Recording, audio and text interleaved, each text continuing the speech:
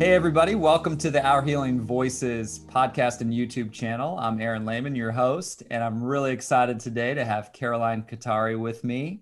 And we're going to have a fun conversation.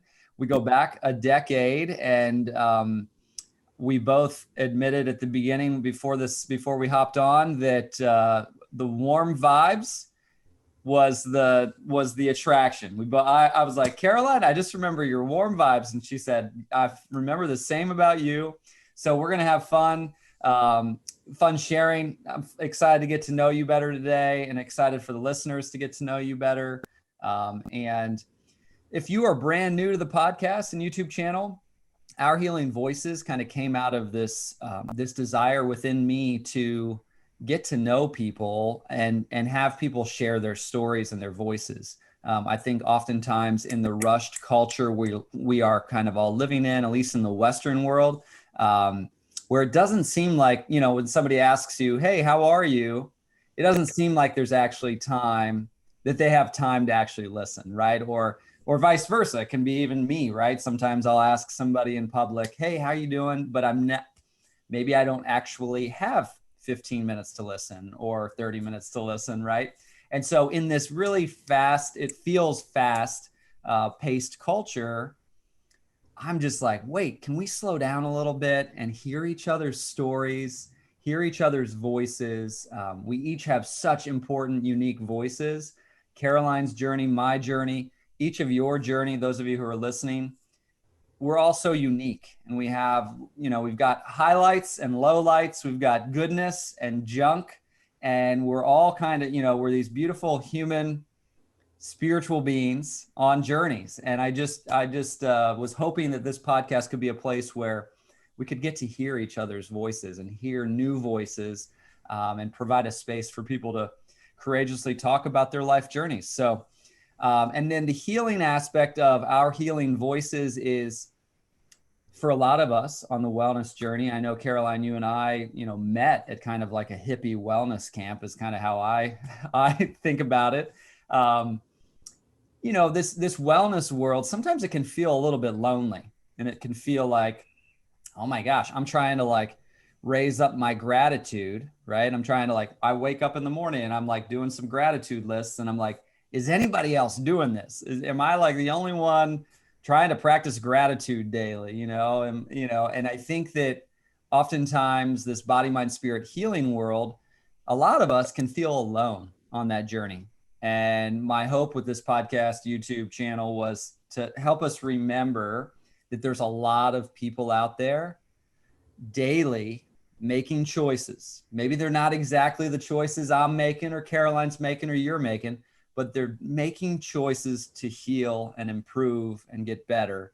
And so just wanting to create a community where we know like we're not the only ones, that we're a part of a community way bigger, and that we're not alone. We're not alone in those gratitude moments, when we're practicing our gratitude, or we're going on our going to a retreat, or attending a yoga class, or reading a personal development book.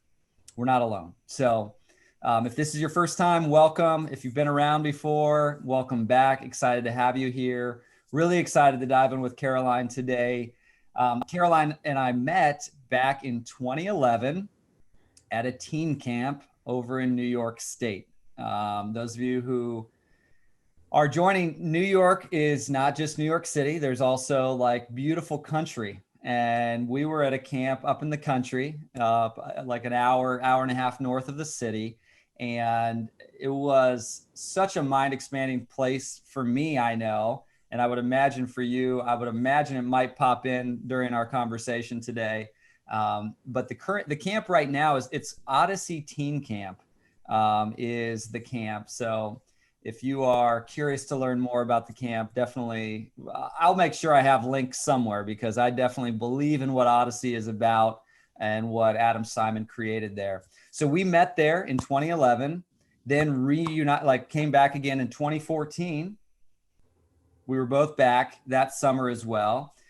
Caroline now is a college senior over in St. Petersburg, Florida at Eckerd College, and she's getting ready to graduate, which is amazing.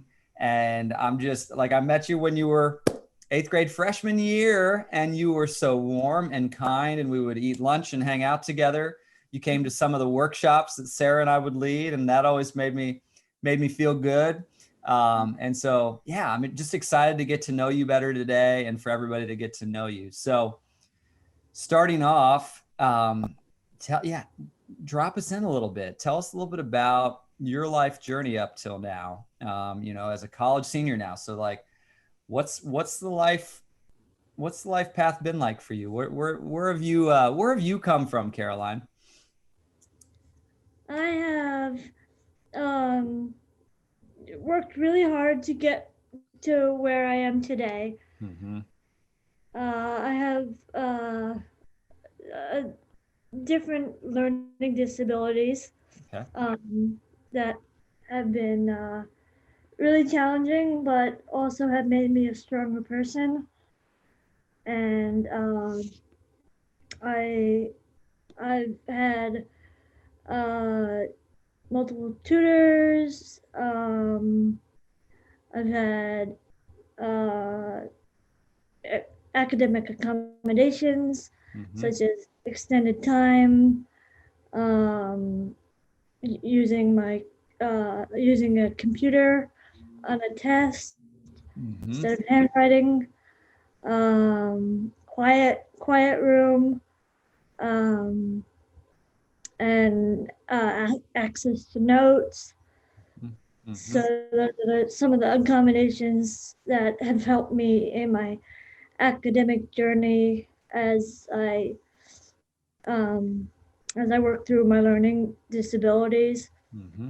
Um, and I've just really worked hard to get to this place. It hasn't been easy academically, personally, socially, uh, emotionally, mentally, Mm-hmm. but it's all it's all made me the strong person that I am today. Mm-hmm. 24 going on 25. And I never thought I'd be at this place, but with the support of my parents and the support of all those around me, I've been able to overcome my challenges. Mm-hmm. Um, so as my dad says, we're grinders, and that means when we have stuff to do, we put in the work, and um, we don't quit. Mm-hmm. And um, yeah, Mm. Yeah. Yeah. Huge. Huge. So it's really been about finding that strength. And you said you've had some really amazing support from home at home, yeah, where your parents have really encouraged you, supported you, cheered you on. Will you say more about that? How they've played a, I know we all have different journeys with our parents, and it's not all perfect, but it sounds like your parents have really been super, super crucial for you being where you are today. yes, my parents are some of the best people in the world, and not only as parents, but as human beings. They're um, they're hard workers, which has uh, inspired me to be a hard worker. Mm-hmm. Um, they are caring and supportive, so they'll always be there for people that they care about, Mm-hmm. um, and specifically their three children.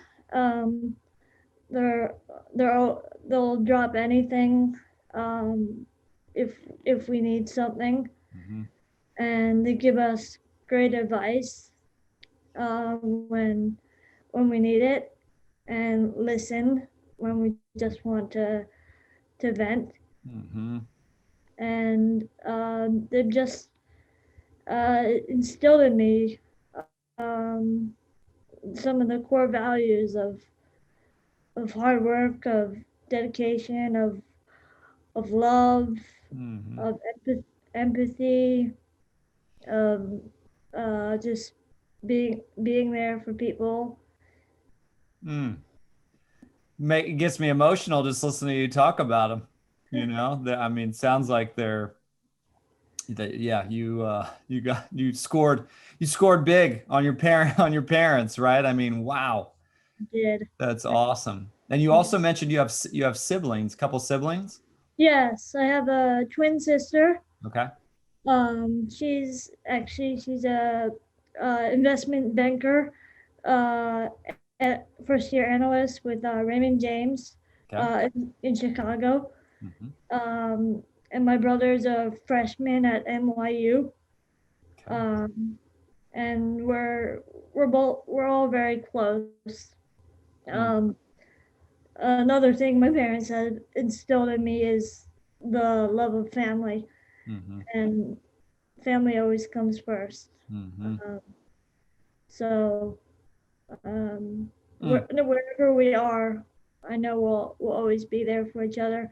Hmm. And even if we don't talk for a couple weeks or even a couple months, um, when we see each other or talk to each other next, it's like we just picked up where we left off. Hmm.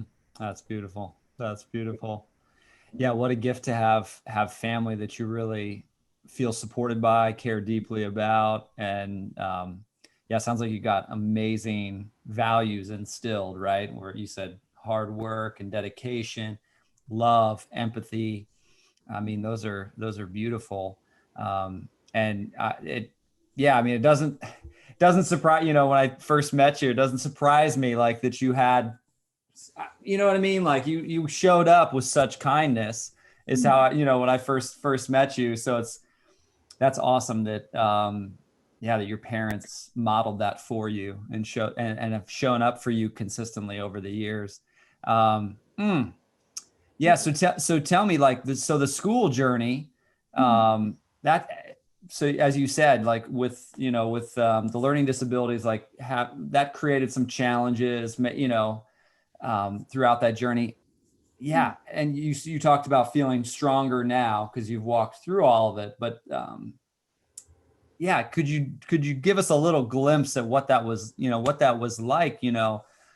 Junior high, high school.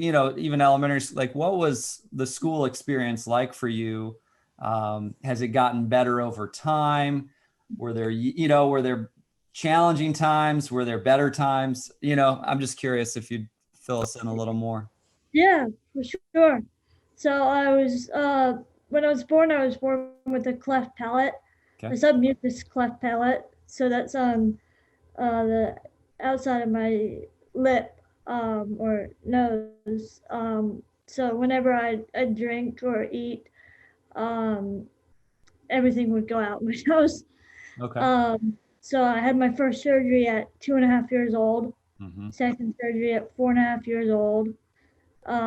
Had physical and speech therapy. Mm-hmm. Um, I was diagnosed with midline disorder, Mm-hmm. which affects you from your head to toe. So Mm-hmm. I have slower processing in my brain. Um, I've had, I don't have now, but I've had bladder problems. Mm-hmm. I have really flat feet, Mm-hmm. um, like so much so that I probably need surgery on them Mm-hmm. uh, at some point. Um, and then I also have a auditory processing disorder. Okay. So, um, you know, uh, when I'm, talking and listening, sometimes things take longer to process Mm-hmm. Mm-hmm. um, in my brain and for me to respond Mm-hmm. uh, once I process it. Mm-hmm. Um, so that made school really challenging. Mm-hmm. Um, in elementary school, I uh, was in the public school, so Yeah. um, I was with the special education teachers, um, which they were amazing. Mm-hmm. Um, I mean, I'm still close with some of them today, Awesome. um, because They really helped me get through elementary school, and we just became like friends through that. Mm-hmm. Then middle school, I went to a school specifically for people who think differently, learn Mm-hmm. differently. Yep. It like their motto is like great minds who think differently, Yeah. who learn differently. Yeah. Um, so there's a host of different different problems that people in that school had, like um, autism or Down syndrome or Mm-hmm. ADHD. Um, and that was the perfect school for me, but um, it wasn't easy at first. Middle school was a particularly tough year for most people, Mm-hmm. and uh, I got bullied a lot when I first went, and it took me a while, I think, until my first year of high school to make actually some friends, Yeah. um, and actually like some friend group,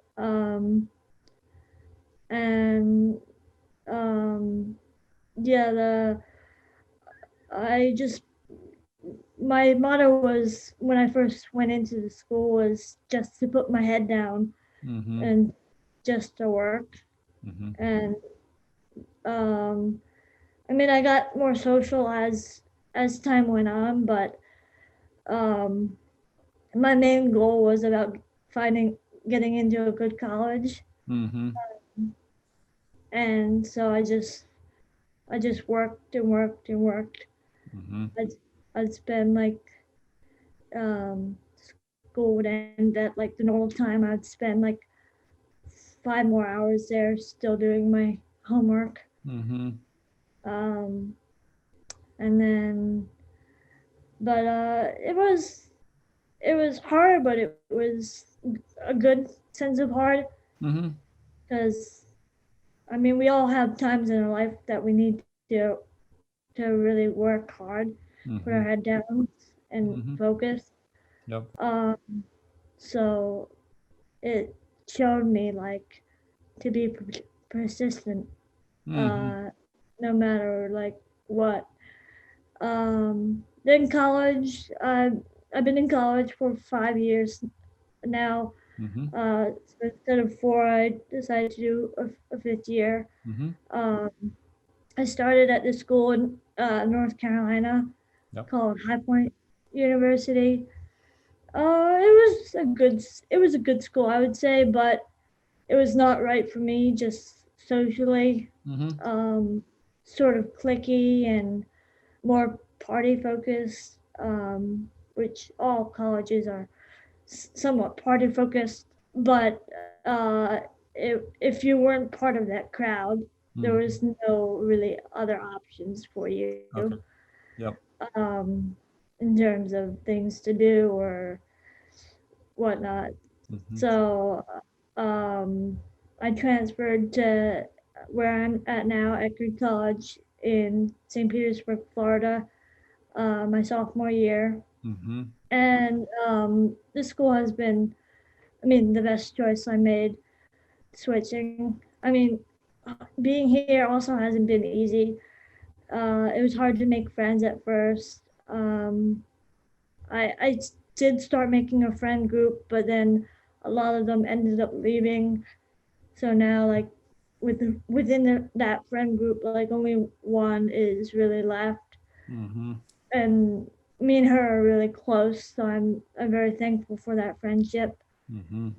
Um, and then like my roommates are not.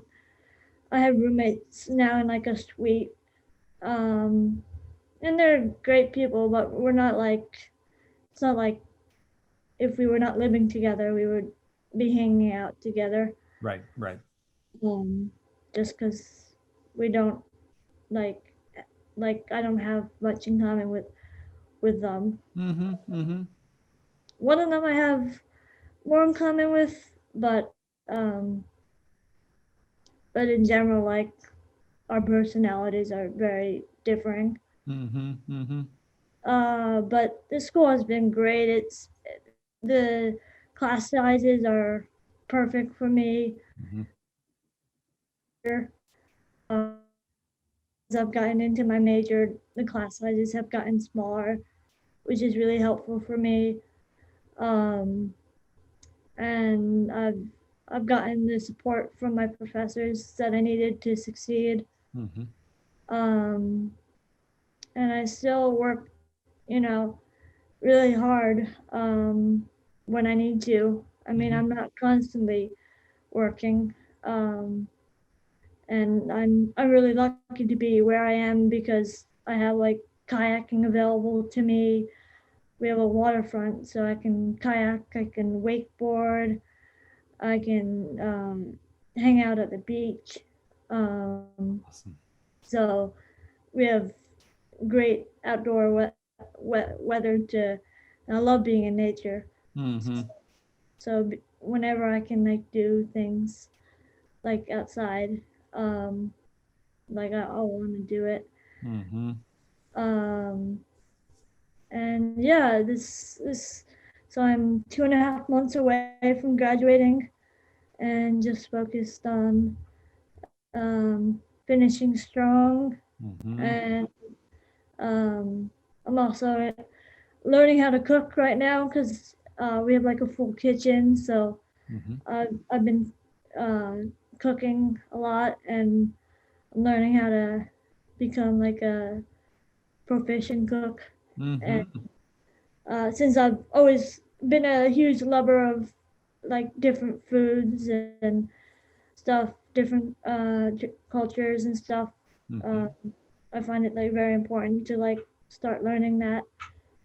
And So cool. So yeah. cool. Well, yeah. So couple questions came up. Well, first one that came up was you talked about your parents being a really pivotal support. You then also just shared about some teachers being Mhm. super helpful and that you're still connected to, which also got me emotional just hearing you say that or whatever. Um, I also remember you have, since I met you, you've had a passion for just personal development and pushing your mind, and you had a mentor. You would go to, you'd go to intentional retreats. That this one, I remember you fire walking, like, anyway. So I'm curious to know where that came, like where that all came in on, over the last decade or whatever. And like, I mean, maybe it started at a younger age, but even in the last decade, what's been, have there been a couple pivotal moments, firewalking? Probably when I said that, people were like, wait, what? What'd she do? But are there, have there been some special moments, like when you think about your healing journey over this last 10 years, um, or longer, have there been some pivotal moments where you're like, wow, that experience or that week I spent there, or anyway.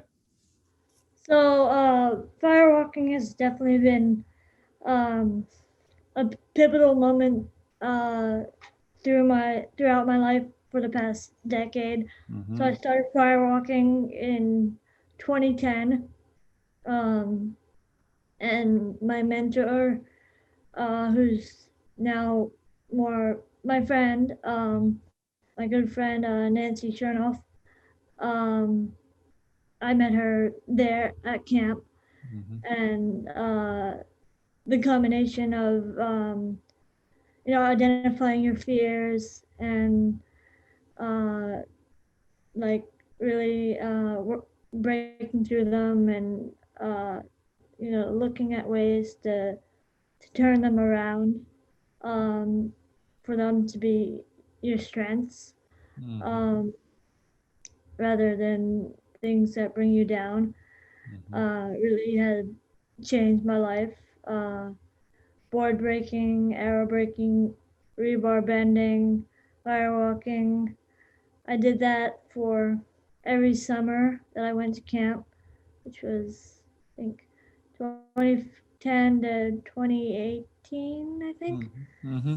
Um, and then about, I think, what year was it? I can't remember what year it was, but I think as I first went into college, or maybe my second year in college, I decided to become a certified firewalking instructor, Okay. uh, by the mother of firewalking, Peggy Dillon. Mm-hmm. Um, she's her through her company Sundor, Mm-hmm. uh, Sundor International School of Firewalking. So I spent 2 weeks in Scotland, getting certified, and going through this sort of initiation thing, um, and doing sweat lodges and different ceremonies and um, prayer, a lot of like meditation and prayer and stuff like that. Um, Learning all the like nitty gritty stuff of firewalking, like what type of wood to use and how to lead a seminar. And yeah, that was really pivotal, really life changing in my healing journey. Mm-hmm. Um, and I've can I've been I have led my own firewalking. I have led my own firewalk. It was a small one. It Mm-hmm. was at camp. Okay. And the counselor there. Um, Before the pandemic, I Mm-hmm. was a counselor there, and I led a small firewalk for the group of counselors.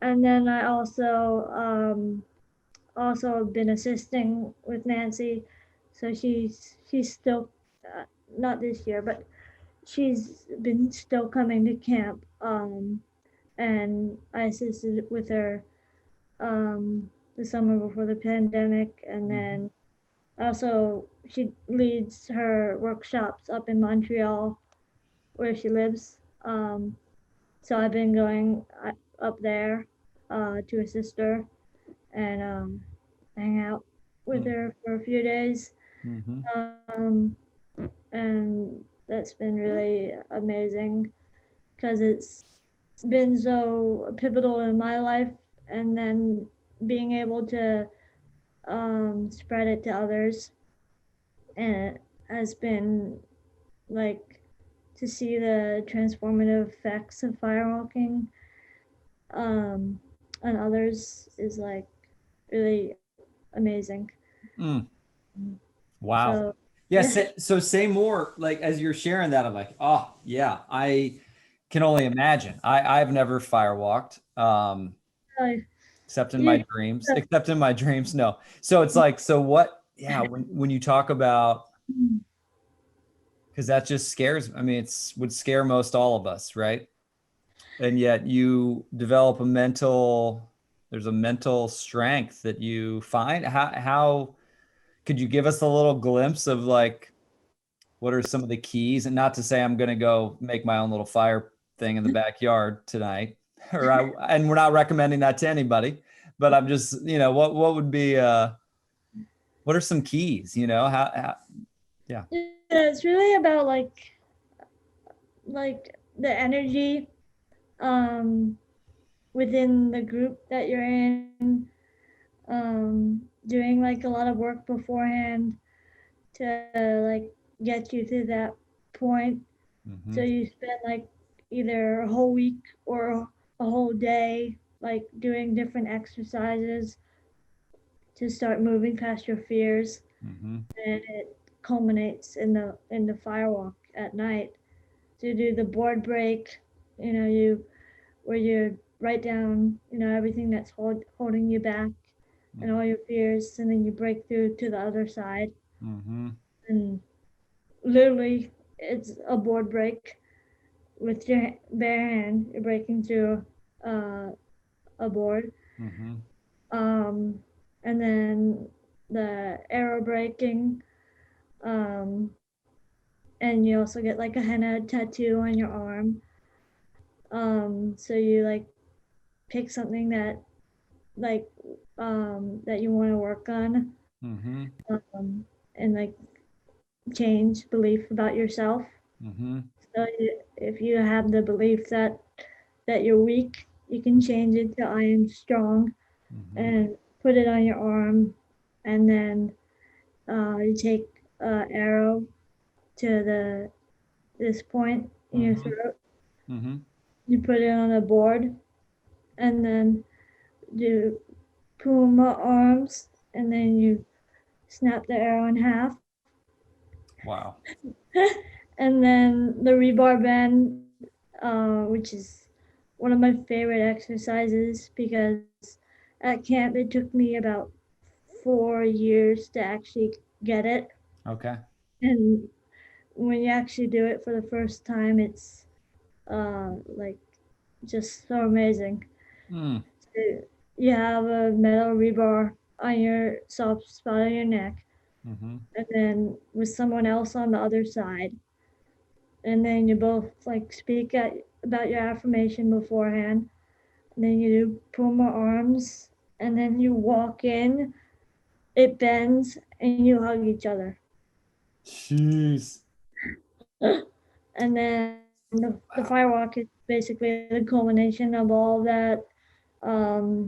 You like basically you build a fire together, Mm-hmm. like as a family, um, and you walk the fire as a family. Mm-hmm. Um, you put prayers into the fire, um, and you watch it burn down, um, and then like you rake it out.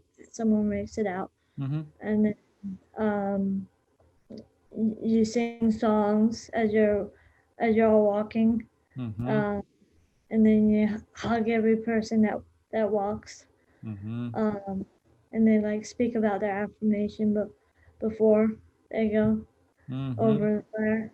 Mm-hmm. And so it's really, I think it's really about community. Mm-hmm. It's about being honest with where you're at and where you want to go in your life. Um, it's about connecting Mm-hmm. spiritually Mm-hmm. to whatever's above you, Mm-hmm. uh, to whatever you know call divine, Mm-hmm. uh, and it's about moving past your greatest fears. Mm-hmm. Mm. Yeah. Well, because I'm as my goodness, as you're sharing, it's like the what a journey each of us humans is on with the different fears we have, right? Based on whatever our story has been, right up till now, and then we're in this place, whatever age. Some, our listeners are probably a variety of ages, and it's like we want to, I'm 39. Oh, I'm not afraid. What am I afraid of? But like there's still stuff that I know holds me back. And so it sounds like this, the work with Nancy and the work over in Scotland. What was the woman's name there again? Peggy Dillon. Peggy Dillon. Yeah. And that training where you actually learn to be a firewalk facilitator, leader, or whatever, like that.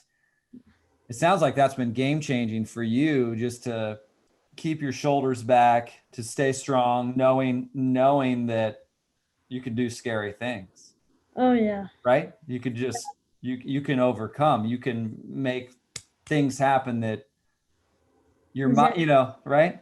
Yeah. Exactly. Like it shows you just how much we're really capable of, Mm-hmm. and when we like put our energy, intentions, and focus there, that's like that will manifest. Mm-hmm. Like Mm-hmm. as the saying goes, like where your energy goes, focus flows. Mm-hmm. Mm-hmm. Yeah. Yeah. Totally. What are a few affirmations that have been huge for you just in your growth journey up to almost 25 years old? Like what are there some ones that really have helped you through school? Um, just in the day-to-day life? Yeah, what have been some of your go-to affirmations. And those of you who are listening who aren't necessarily familiar with affirmations, it's the idea that we've been telling ourselves stories, and we've had statements that were subconsciously, that have been programmed, that are in there. We've just been thinking them habitually for a very long time. And the idea being that when we're focusing on those a lot, right, the synapses get stronger and stronger and stronger. And so the idea of affirmations is, hey, we've got to like start to not water those thoughts that don't serve us. We need to like uproot them, right? We need to say like, hey, I see you coming in. I see you, thought, but I'm not gonna spend time on you, right? When, like, and I'm afraid, I'm scared that those people aren't gonna like me. I'm afraid if I walk to town, kids are gonna make fun of me while I'm walking down the trail. Like those are thoughts, right? And I have to acknowledge them. They're a part of the human experience. But the affirmation world is like, hey, let's bring in some affirmations that are speaking life into us, right? Into our cells, where it's like, I'm breathing in I am statements. So what would be a few that have been huge and helpful for you? I am powerful. Mm-hmm. I am strong. Mm-hmm. I am capable. Mm-hmm. One is, it doesn't always have to be I am. Mm-hmm. One is, anything is possible. Mm. That's something that is really important for me, and I think so many others to remember, because we get bogged down by, so many life things, and we just don't realize that we can actually do Mm-hmm.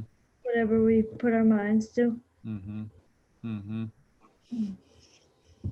Yeah, let's say those again. So I heard you say, will you say those again, and we'll just kind of breathe them in, as I'm just thinking, as people who are listening can breathe these in for yourselves, as Caroline shares them.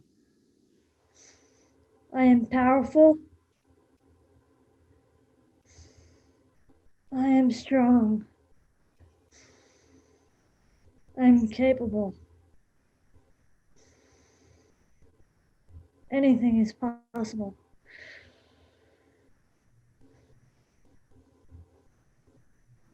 Yeah. Those shift the energy, right? That just shifts the energy.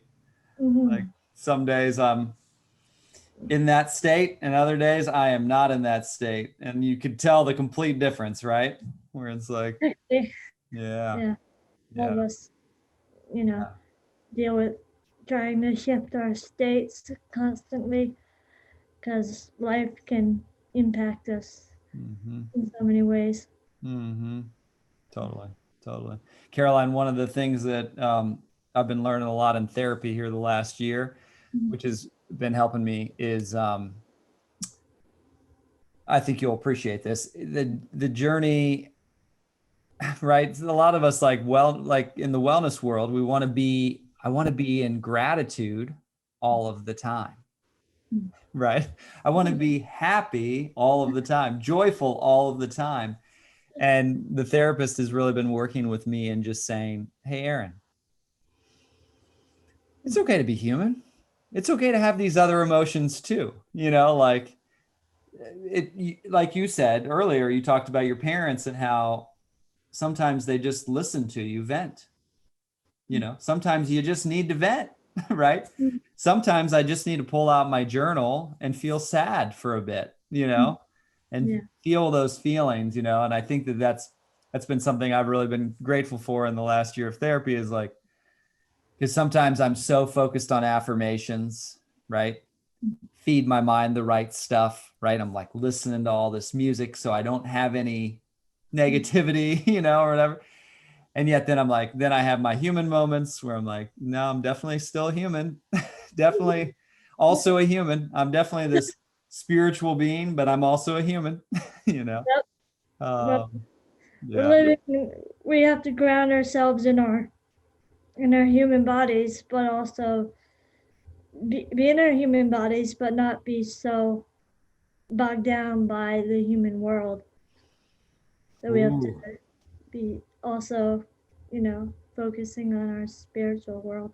Mm-hmm. Ooh, I like that. Yeah, so we need to be in our human bodies, but then find a way to not get bogged down, I think you said, by the human experience and all that is a part of this. Exactly. That's good. That's really good, Caroline. Mm. Mm. So what's been a oh, the other piece I was curious about was as I was listening to you kind of talk through school. What's your study? What's your major been?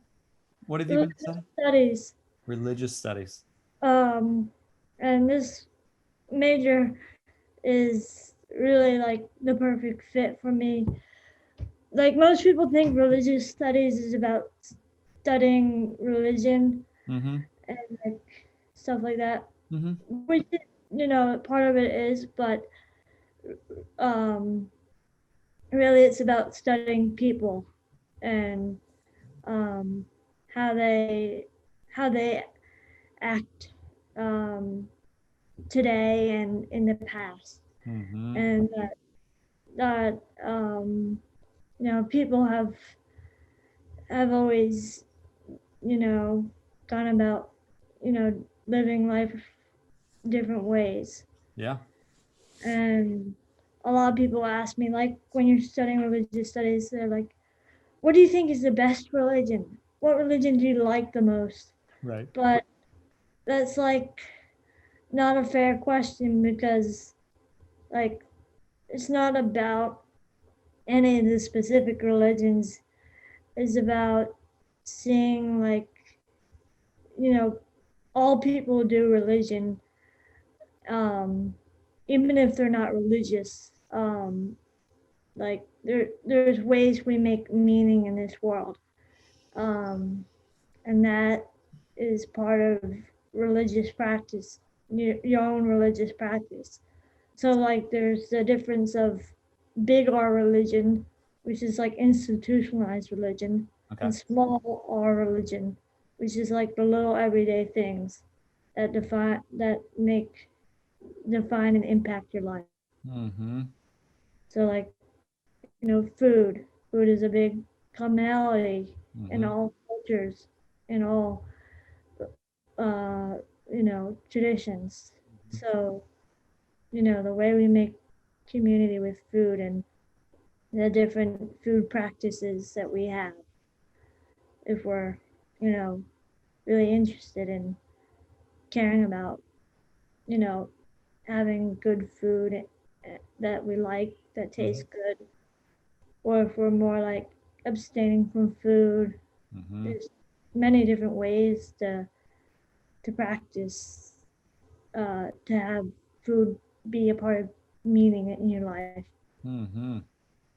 Ooh, I like that. So kind of, yeah. So I hear you saying, generally, a lot of us hear religious studies and we're thinking, what are the main religions and which one would you choose? And, what are you learning about but you're also learning about religion, like you said, little r religion, which is more of just the smaller habits, right? Or like I'm religious about the way I do the dishwasher, right?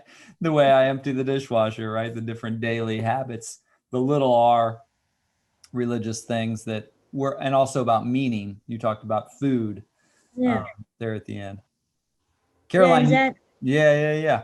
It's I dropped out of a master's program. I started a master's program and I dropped out of a master's program in religious studies. Oh, So I feel you. I feel your curiosity, and I hear you saying like it's like studying why people believe and do what behave. you do. Yeah, do what Yeah, they do. Yeah, yeah. exactly. So I hear you on that. So this maybe, yeah, that curiosity. Um, yeah, it is so interesting. It is. It is so interesting. Yeah, so are you in that with a few other students or in that program with you?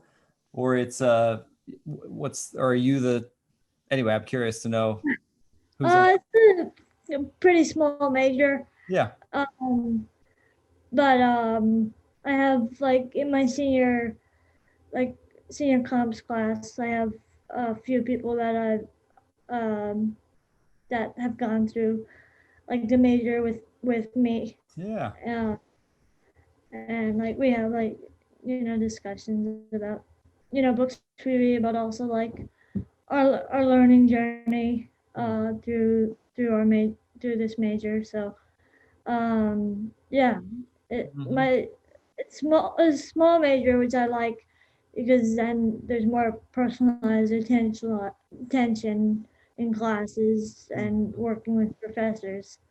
Um, and like my school is known for marine science Okay. because we're on the water. And that's a huge major. Um, so like they don't get as much individualized attention.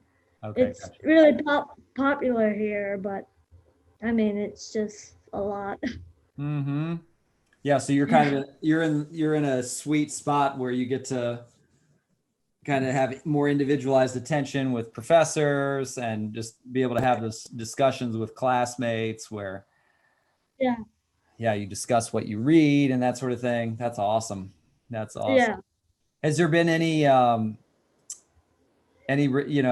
you've been learning about some of the big R Mm. religious figures, have there Oh. been any of them that have been most like intriguing to you, or most like, wow, I didn't know that about so and so, or like, Mm. or maybe it was one you have never heard of, and that you were like, wow, this is super intriguing. Like, has there been, um, Mm. a spiritual teacher or a religious person that you've been kind of curious about, extra curious about as you've been learning about them?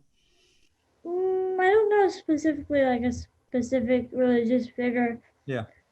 but what did surprise me Hmm. um, is within Buddhism. A lot of people think Buddhism is like the one of the better religions.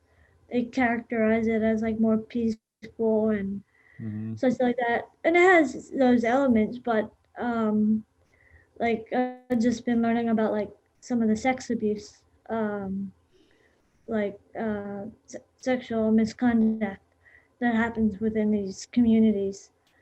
Like Um, monasteries or whatever, just like, yeah, yeah. and the amount that they like cover it up and stuff is like really um, like if I didn't like know better, I'd think, oh, Buddhism is so nice, and I wouldn't see any of the fallacies of Yeah. it. Yeah. And there are really good parts to it and things that you can take away for your own life and Hmm. can make you a better person. But also within those communities, bad things like sexual misconduct happens, Yeah. and those people in the communities use sometimes use the religion to make kind of excuses Yeah. for what happened, and not like they use religion as like, oh, I did this for a religious reason to make you higher enlightened. But I mean, it's just Hmm. not, it's not ideal to me. Yeah. Yeah. Yeah. Yeah. Well, It's, it's that human element, right? Of, humans, coordinating, or, being a part of the thing, right? We've got these parts of us that, yeah, kind of yeah, the yucky aspects of us humans, that it's like, why does this still happen? Right? It's like, yeah, this is still happening. Come on now, yeah, Yeah. exactly. Yeah.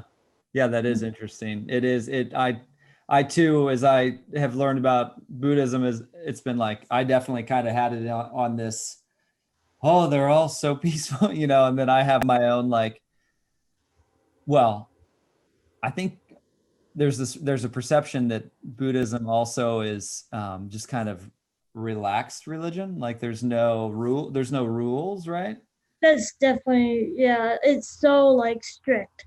It's so strict. I remember reading like one of the Dalai Lama books, and I was like, oh, like this is very strict. Like this is this is not much different than what I was raised in. It's like maybe even more strict.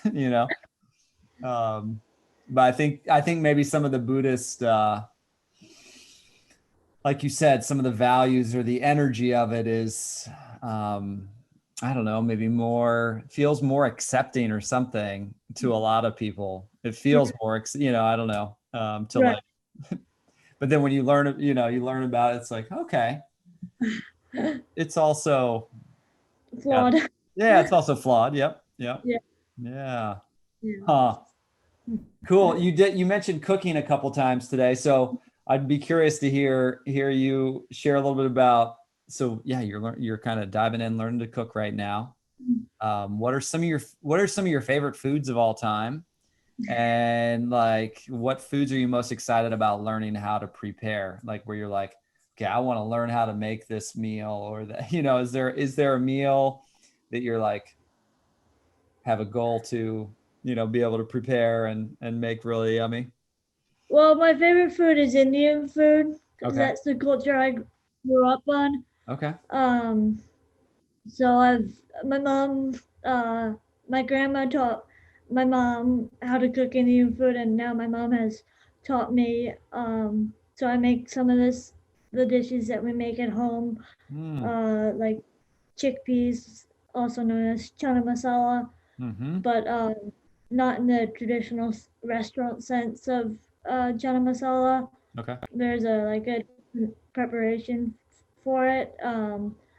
Like instead of it being like tomato saucy, Mm-hmm. um, we use tamarind sauce, um, and like mix of like turmeric and cumin and Mm-hmm. asafoetida and stuff. Um, so I made that. I can make that like I still read the recipe that I have from my Mm-hmm. mom, but I can make that pretty easily, and it turns out really really good each time. Fish curry, um, that is really good. I learned to make that, and I enjoy making that. Um, Turkey and this dish called more curry, which is like yogurt and yogurt and zucchini Mm-hmm. with with spices mixed together, like over rice. So those are like my favorite dishes to eat and now to make. And then also like I'm a fan of like a lot of like uh, Chinese stuff like Okay. General Tso's chicken. Yep. Learning to make that. Like some Korean like rice and ground beef dishes. Mm-hmm. I'm really a fan of that. And like stir fries are really good. Mm-hmm. Like a mix of protein and like some veggies thrown in with a little like sauce. So like I always try to find dishes that have like a lot of flavor in them Mm-hmm. and like different like spices to give it like a little kick. Like I don't like bland food. Yeah. Um, I mean I don't think anyone likes bland food, but Right. some people can't handle spice, so they'll I mean they'll have they'll have flavor in their food, but they won't have like anything to like give it a little ting to it. Yeah. Yeah. Yeah. But that's the kind of like food that I like anything like different other than like I mean some American foods are good, but Mm-hmm. I find like other cultures food are like what I gravitate towards. Yeah. Yeah. Yeah. Yeah. You've traveled to India, I think, is what I Yeah, right? multiple times. Yeah. Multiple times. Yeah. Yeah. I What, love oh India. yeah, tell us about that.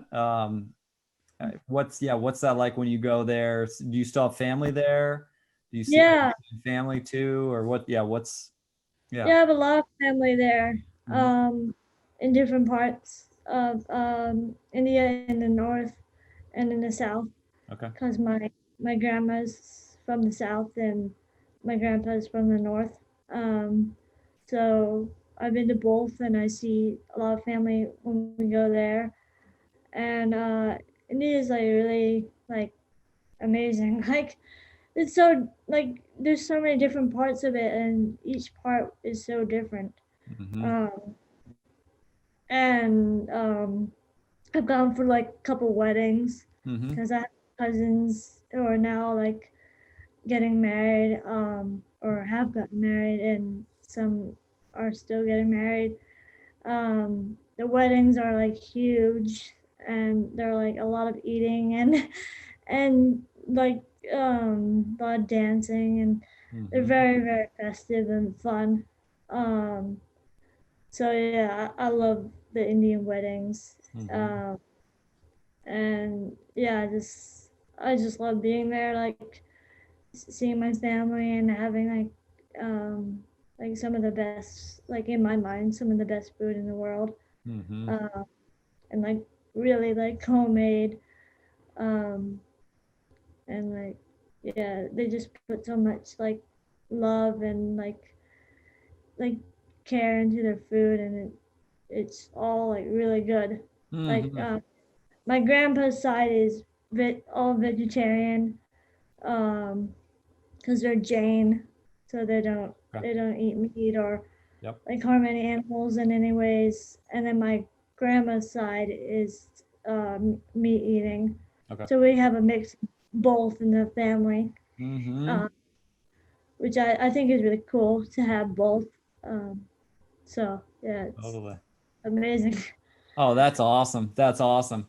I Yeah. just remember, yeah, yeah, thanks for sharing. So the food, yeah, the food, time with family, weddings are special and super festive. Yeah, Yeah, yeah, that's wonderful. And yeah, you said you've got cousins getting married, so it's fun to get to go over and be at their weddings and everything. And yeah. yeah, and the you're right on the flavors, right? It's I mean, you're making me I'm feeling like I need to make some Indian food tonight, but you know what? I'm kind of basic on my Indian food skills.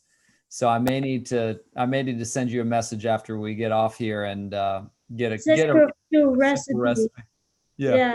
Send me like a simple recipe. I typically am just playing with, I'll just make some nice rice and then Hmm. saute up veggies, and near the end, after I've sauteed them, I'll throw a little coconut milk in there, and I'll spice it all with curry and turmeric. And anyway, but I would love a little bonus help. I might love for you to send me just a recommendation or two. For sure. Yeah, And you're vegetarian, right? I am. Okay, so I have um two of the dishes I make are vegetarian. Okay. The fish one you wouldn't eat, Yeah. but I'll There's other. send you two of those. Yeah. Cool. That'd be awesome. That'd be awesome. Yeah. Oh, that's great. So yeah, what's yeah, I would love to. I have a kind of a closing question that I love to ask visitors and guests. Again, thank you so much for being here, Caroline, Of and course. and sharing your voice, sharing your stories. Yeah, I'm just really excited to see what you continue to create in your life. I think your warmth and kindness and your dedication and hard work. I mean, those things are just going to continue to open up positive doors for you. I just know that.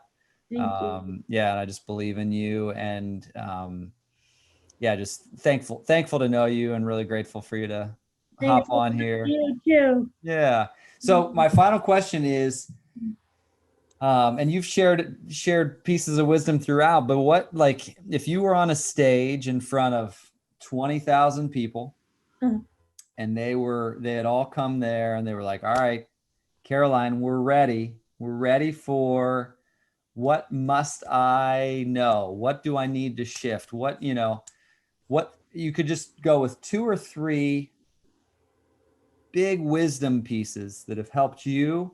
What would you offer to people that are in the audience where you'd be like, hey, here are 3 things I want you to focus on, or here are 2 things I want you to focus on as you leave this building? I would say 3 things to focus on is push past your limits. Um, so what you think you can't do, it really just show yourself that you actually can. Mm-hmm. Um, uh, Spend time and love your family. Mm-hmm. Uh, I know we all have different relationships with our family, and it's not always easy or fun for a lot of people. But I promise you that family is some of the most important people in your life, and if you can just, you know, spend time with them as much as you can, um, Mm-hmm. life will be like so much more joyful because of that. And third, I would say uh, live every moment to the fullest because there's so much we could worry about, but there's also so much we could be joyful about and enjoy in our lives. So, you know, put your head down when you need to and work, but also, you know, take time to observe, to spend time in nature and to just do different things and um, have new experiences. Skydiving, go parasailing, um, listen to music with your friends. Just enjoy the moments that you can. Mm. Mm. Beautiful. Beautiful. Those all, yeah, I love all 3 of those. Huge, really great reminders for all of us. Yeah, so thanks for sharing those. Yeah, let's just breathe that in here at the end. We're breathing in. We can push past our limits. Our family is huge. Thank you, Caroline, for that reminder. Yeah, to pour energy into those relationships that fulfill us. And then the third one is like getting all we can out of the moment. I mean, that's beautiful and such a good reminder, right? I mean, this right now, Caroline, you and I hanging out right here, this is all we have is right now, right? I mean, and then Yeah. 5 minutes from now will be something new, but it's like this is it, and Yeah. I think sometimes technology has there's blessings to it. um and our minds, there's so many blessings to our minds, but we oftentimes are very distracted. And Mm. so what a great reminder that is for all of us to just say, all right, are we hanging out? Right now I'm like looking at you, I'm like, Caroline, we're hanging out. There's nobody else, it's just us, we're hanging out. And there's some people maybe listening, they'll be listening down the road, but right now it's just, it's like, I think sometimes we forget to soak in the moments. So that is such a great reminder. Thank you for that. So true. Thank you. Yeah, thank you for that. Again, those of you who, if this was your first time joining us at our Healing Voices, thanks for stopping by. Thanks for joining us on Caroline Kothari's interview and time with her, getting to know her a little bit better, and hearing her powerful healing voice. Yeah, again, my close for each interview, each episode is a bit unique, but pretty much the same. We have courageous healing to do. Each of us does. At the end of the day, if I believe what the Dalai Lama says, and he says, if we want world peace one day, we have to disarm within, right? We have to disarm within. So we've got to do what we can to release the stresses and to release the chaos and to release the angers and the resentments, we've got to figure out how to disarm. And no, it's not easy. But what's cool is we're not alone. We're not alone on the journey. We've got other people around the country, around the globe that are also courageously healing. And as Caroline's healing, as I'm healing over here, and as you're healing, those of you who are listening, just know that we're not alone. And that as we keep healing, it's gonna keep bringing about the possibility of world peace, which is really beautiful and exciting to think about. So thanks for being here. This is episode 23 with Caroline Kothari and the Our Healing Voices YouTube channel and podcast. Come back next time. Caroline, I love you, sister. Thank you so much for joining. Love you, brother. All right.